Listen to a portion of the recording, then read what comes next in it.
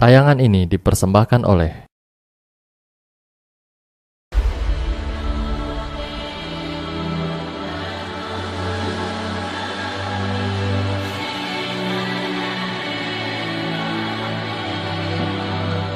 Provinsi Kepulauan Riau yang memiliki potensi besar terhadap lautnya yang begitu luas, serta didukung dengan kondisi geografisnya yang terdiri dari pulau-pulau, menjadikan provinsi ini sebagai salah satu provinsi yang ditargetkan akan menjadi gerbang kemaritiman di Indonesia. Berbagai upaya tengah dilakukan oleh pemerintah untuk mewujudkan Provinsi Kepri sebagai poros maritim Indonesia. Salah satunya yaitu dengan mempermudah konektivitas melalui pembangunan berbagai sarana dan prasarana laut untuk menghubungkan antara satu daerah dengan daerah lainnya.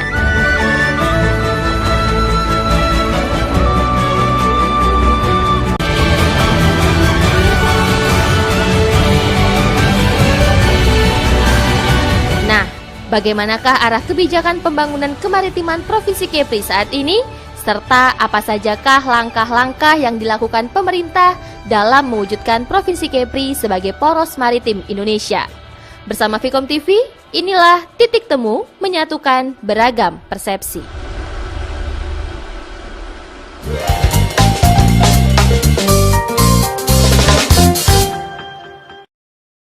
Tadi kita sudah sama-sama menyaksikan sedikit cuplikan dari apa sih yang akan kita bahas di malam hari ini. Berarti tidak jauh-jauh mereka-mereka yang sudah berpengalaman dan juga memiliki pengetahuan lebih dalam tentunya hadir di malam hari ini sebagai narasumber kita yang luar biasa. Di antaranya Bapak yang sudah tidak asing ya, kita sudah ngobrol kemarin sepertinya ya Pak ya. Bapak Sirajuddin Nur selaku Wakil Ketua Komisi 2 DPRD Provinsi Kepulauan Riau. Selamat malam Bapak. Baik Pak. Waalaikumsalam warahmatullahi wabarakatuh. Boleh beri tepuk tangan dulu dong untuk Bapak yang sudah hadir. Terima kasih. Bagaimana Pak? Lancar-lancar aja, sehat Pak ya? Alhamdulillah. Masih semangat ya Pak? Walaupun jelang akhir tahun Pak. Dan selanjutnya, narasumber kedua kita yaitu ada Bapak Edi Sofyan selaku Kadis Kelautan dan Perikanan Provinsi Kepulauan Riau. Selamat malam Bapak. Waalaikumsalam warahmatullahi wabarakatuh. Bagaimana Pak? Keadaannya baik Pak ya? Dan alhamdulillah hari ini bisa datang dan hari ini pertama kalinya ikut berpartisipasi ya Pak ya. Cukup antusias ya Pak untuk hadir dan memberikan sedikit penambahan wawasan kepada masyarakat Provinsi Kepulauan Riau dan Tanjung Pinang khususnya ya Pak. Ya, senang sekali. Ya tentu senang sekali kami dapat berikan dapat sharing informasi pembangunan di bidang kelautan dan perikanan. Bocoran yang dapat bahwa Bapak ini aktif di berbagai organisasi kepemudaan dan masyarakat. Salah satunya apa sih Pak? Wah itu cerita lama, aktif dulu. Ya. Terima kasih banyak Bapak. Ya, dan selanjutnya ada Bapak Agung Damar selaku Dekan Fakultas Kelautan dan Perikanan. Kelautan dan Perikanan dari Universitas Maritim Raja Ali Haji semenjak September 2016. Betul sekali. Bocoran terbarunya jauh-jauh kuliahnya sampai di Prancis ya Pak ya. Alhamdulillah punya kesempatan dan dapat mendidik teman-teman serta adik-adiknya kita ya Pak ya. Insya Allah. Insya Allah. Fokusnya keilmuannya di mana nih Pak? Konsentrasinya ya? Kalau saya lebih ke aspek pencemaran laut dan laut. Bioremediasi. Oh baik Pak, berarti nanti siap juga spesifik untuk memberikan kita pengetahuan lebih ya Pak ya. Baik, terima kasih banyak Bapak. Dan yang terakhir adanya Bapak Ruli Friyadi. Selamat malam Bapak. Selamat malam. Bagaimana kabarnya nih Pak? Selaku Kabid Perencana ya Pak ya, pemerintahan dan juga kerjasama pembangunan Provinsi Kepulauan Riau. Benar ya Pak ya? Benar. Alhamdulillah bisa hadir juga, terima kasih banyak Bapak. Dan terakhir kepada Pak Agung, kita melihat bahwa alam bawahnya kita kan luar biasa sekali Pak. Dan bahkan kita dapat mengimpor banyak sekali ekspor, banyak sekali yang namanya ikan pun kita masih lumayan luar biasa Pak kalau dikembangkan secara baik. Namun yang menjadi masalahnya sendiri adalah pencemaran laut yang terjadi di Kepulauan Riau sendiri. Karena kan kita tahu bahwa pembuangan sampah masih sembarangan. Terus juga penggunaan kapal-kapal besar itu tentunya dapat mencemari lautnya kita juga. Nah, menyikapi ini sendiri apa sih upaya yang harusnya dilakukan kepada pemerintah dalam menanggapi permasalahan masyarakat yang masih bandel nih, yang masih membuang sampah sembarangan, membuang sampah ke laut. Nah, apa nih solusi yang baik untuk kita semua Pak selaku akademisi Bapak? Silakan. Terima kasih. Tentunya kalau bicara tentang pencemaran laut atau masuknya suatu zat, materi ataupun organisme ke lingkungan yang bisa menyebabkan gangguan terhadap lingkungan tersebut, pengelolaannya itu yang paling pertama adalah mitigasi, yang paling pertama adalah pencegahan. Artinya ya kita jangan sampai melakukan pencemaran. Nah, bagaimana supaya tidak melakukan pencemaran? Edukasi masyarakat itu sendiri. Jadi kalau masyarakat paham bahwa mencemari kita sebagai user dari sumber daya alam, pada tentunya kita tidak akan melakukan pencemaran. Kemudian juga regulasi, karena kalau regulasinya tidak ada, ya orang nggak ada aturan ya kan, tidak ada aturan membuang sampah sembarangan itu akan dihukum atau tidak. Itu kalau untuk masyarakat, kalau untuk industri sudah jelas ada aturannya. Dan penegakan hukumnya, ketika ada yang melakukan pencemaran ya harus ada penegakan hukum terhadap hukum lingkungan yang dilakukan. Nah, kalau itu dijalankan, insya Allah dari sisi pertama tadi pencegahan sudah bisa diatasi. Nah kemudian kalau karena eksiden misalnya, terutama di daerah Selat Malaka ini kan banyak sekali kejadian spill atau tumpahan-tumpahan minyak misalnya, yang bukan secara intensinya mereka, tapi karena eksiden akhirnya tumpah ke lingkungan laut. Nah tentu ini ada beberapa teknik-teknik yang bisa digunakan dan ada beberapa prosedurnya. Nah yang bisa katakanlah universitas atau perguruan tinggi kontribusikan adalah bagaimana menangani pencemaran ini dengan cara yang paling ramah lingkungan.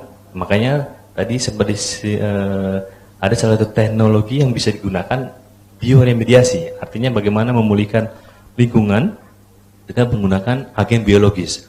Agen biologisnya apa? Kita pakai mikroba. Jadi mikroba itu ada di mana-mana, tinggal kita bagaimana menyeleksi mereka untuk bisa kita gunakan mendegradasi jenis-jenis polutan yang masuk ke lingkungan. Jadi ini satu relatif murah, kedua juga dianggap ramah lingkungan, meskipun memang harus kita kontrol juga. Itu adalah ketika pencemaran sudah terjadi. Ya, lagi-lagi kalau sudah terjadi pun masih ada juga aspek hukum yang mengikutinya. Jadi kita bisa juga klaim kepada para pencemar untuk bisa bertanggung jawab terhadap pencemaran yang dilakukan. Mungkin sebentar itu dulu. Baik, terima kasih banyak Bapak Agung. Nah, jadi teman-teman audiens juga sudah bisa mempersiapkan pertanyaan-pertanyaan apa saja diberikan kepada para narasumber kita yang luar biasa yang sudah hadir di hari ini. Jadi boleh dipersiapkan pertanyaannya. Jadi pemirsa Vkom TV, nanti kita akan kembali hadir lagi masih membahas dengan topik yang luar biasa, yaitu arah kebijakan pengembangan kemaritiman Provinsi Kepulauan Riau. Tapi mau break dulu sebentar, jangan kemana-mana, masih di Vkom TV di program Titik Temu, menyatukan beragam persepsi.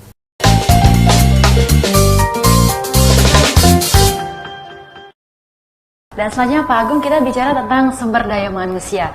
Nah, bagaimana nih Pak meningkatkan semangat mahasiswa kita khususnya ya Pak ya, mereka yang bakalan menjadi agen perubahan juga untuk Provinsi Kepulauan Riau sendiri. Bagaimana meningkatkan kesadaran mereka akan potensi kemaritiman yang kita miliki nih Pak? Baik, visi gubernur ya terkait dengan kemaritiman, dan saya sangat apresiasi sekali dengan apa yang dilakukan oleh para pemimpin-pemimpin di Kepulauan Riau, karena mereka sangat visioner.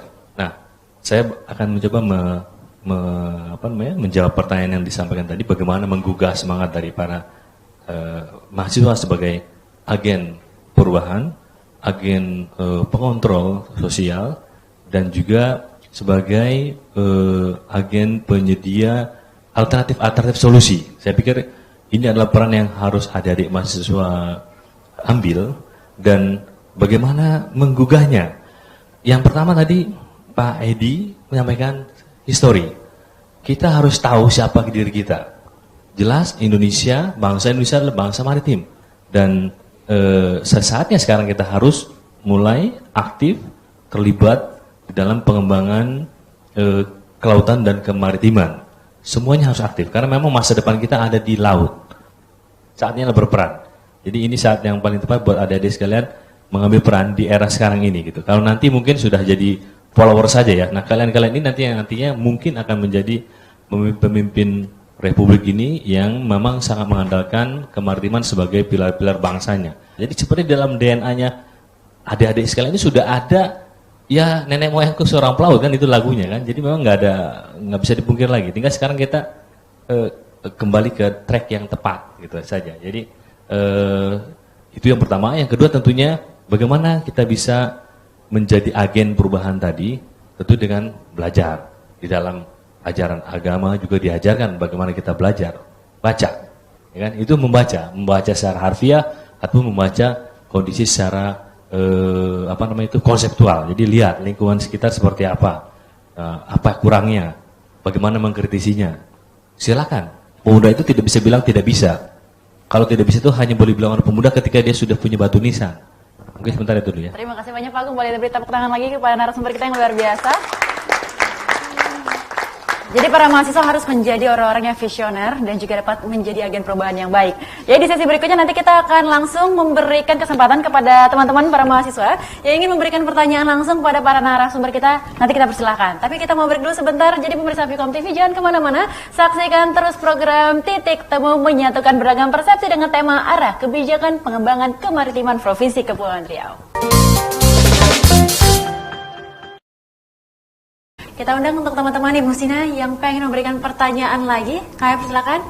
Ya, Assalamualaikum warahmatullahi wabarakatuh. Waalaikumsalam warahmatullahi wabarakatuh. Ya, perkenalkan nama saya Ben Nofri Amin dari STI Ibnu Sina. Pertanyaan ini untuk Pak Agung ya. Ya, sekarang kan lagi marak-maraknya illegal fishing ya Pak ya. Apakah hukuman atau sanksi yang pantas kira-kira untuk para pelaku illegal fishing? Apakah harus mengikuti cara Menteri Kelautan Ibu Susi untuk melakukan penenggelaman kapal? Menurut Bapak, itu cara yang ampuh untuk mengurangi illegal fishing di Indonesia atau tidak? Terima kasih. Susah jawabnya saya ini, yang saya pahami, pendekatan yang dilakukan oleh teman-teman di Kementerian Kelautan Perikanan adalah yang pertama, pilar pertama adalah sovereignty, jadi kedaulatan. Jadi sangat penting kita menunjukkan kedaulatan kita ketika ada satu kegiatan yang dianggap ilegal, dalam ini illegal fishing, apalagi yang dilakukan oleh nelayan-nelayan asing. Sehingga penting buat kita untuk menunjukkan bahwa kita punya kedaulatan. Jadi dalam hal ini saya sangat sepakat dengan apa yang dilakukan oleh Bu Susi. Nah, tinggal sekarang mungkin janganlah semua kapal itu kita hancurkan, kan? Sayang juga ya, itu bisa kita ambil dan kemudian dihibahkan ke umrah juga siap terima kok gitu.